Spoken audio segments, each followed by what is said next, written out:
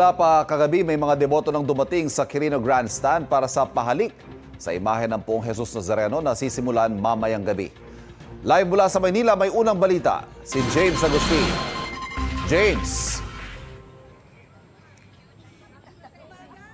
Ivan, good morning. Ilang oras na ngang matyaga naghihintay sa pila yung mga deboto ng Poong Jesus Nazareno para sa pahalik na mamayang gabi pa magsisimula. Baon-baon po nila yung mga panalangin, pasasalamat at kahilingan sa Jesus Nazareno. Yung iba, galing pa po sa malalayong lugar. Kanya-kanya ng latag ang ilang deboto ng Poong Jesus Nazareno na dito na nagpalipas na magdamag sa Quirino Grandstand. Hinihintay nila ang pagsisimula ng pahalik sa imahe na magsisimula mamayang alas 7 ng gabi. Ang nasa unahan ng pila sa Calao Extension, si Eleanor na galing Las Piñas. Alas 8 ng gabi pa siya dumating at maghihintay na raw hanggang magsimula ang pahalik. Marami na naibigay sa akin yan. Kaya kahit arawan ako rito, okay lang. Matagal na po ba kayong deboto? May 10 taon na rin. Si Rosemary kasama ang kanyang 4 na kapatid at ilang pamangkin. Tradisyon na raw ng kanilang pamilya na makahalik sa imahe ng Jesus Nazareno. Sobrang mahalaga talaga siya sa amin. Lahat ng mga hiling namin, sa awa ng Panginoon naman, talagang natutupad naman. Galing namang Tondo si Sheena karga ang 4 na taong gulang niyang anak na si Star. 13 taon na raw niyang panata na makiisa sa pahalik. Lahat po na mga dumadating na blessing po, ano man yan, basta magpapasalamat kami. Pasalamat always po. Nakalatag ng mga bakal na bakod, barrier at tent para sa pila sa pahalik. May pagbabago na ipinatupad ngayong taon. Ito po yung unahan ng pila para doon sa pahalik. Dalawa po yung magiging linya, hiwalay po yung pila para doon sa mga senior citizen, mga buntis at may kapansanan. At mula po dito ay ilang metro yung lalakarin ng mga deboto hanggang marating na po nila yung entablado kung nasaan yung imahe ng Poong Jesus Nazareno.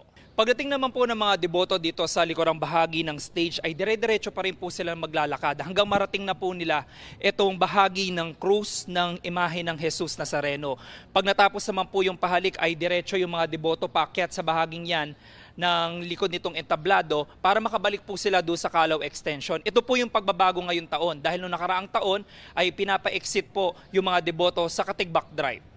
Ang mga deboto na intindihan naman daw naging pagbabago. Ang mag-asawang senior citizen na Presi at Manuel na galing Valenzuela City, matyaga na naghihintay sa pila, mahawakan lang at makita ng personal ang imahen. Hinihingi ko lagi yung kalakasan ng pamilya namin, yung aming pang-araw-araw na pamumuhay. Sana hindi kami magkasakit, ganon, ilayo kami sa mga kapahamakan.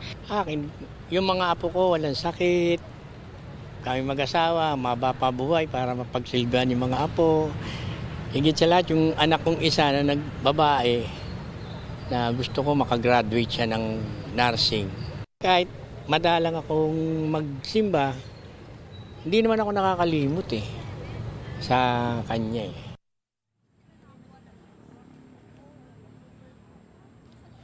Samantala Ivan, ito nakikita nyo, ito na po yung pila ng pahalik dito sa Calao Extension. Ang dulo po niya ay umabot na sa Rojas Boulevard. Sa tansya ko, mga more than 200 na mga deboto na po ito ng Poong Jesus Nazareno. At yung nasa unahan nga ng pila ay kagabi pa po nandito. At doon po sa impormasyon na nakuha natin, mamayang alas 6 ng gabi ay magkakaroon ng pagdiriwang ng banal na misa para doon sa mga volunteers na magsisilbi para sa Traslasyon 2026. At susundan na po yan ng pagsisimula ng pahalik sa imahe ng Poong Jesus Nazareno. Yan muna po yung latest mula po dito sa Quirino Grandstand sa lungsod ng Maynila. Ako po si James Agustin para sa GMA Integrated News. Kapuso, huwag magpapahuli sa latest news and updates. Mag-iuna ka sa balita at mag-subscribe sa YouTube channel ng GMA Integrated News.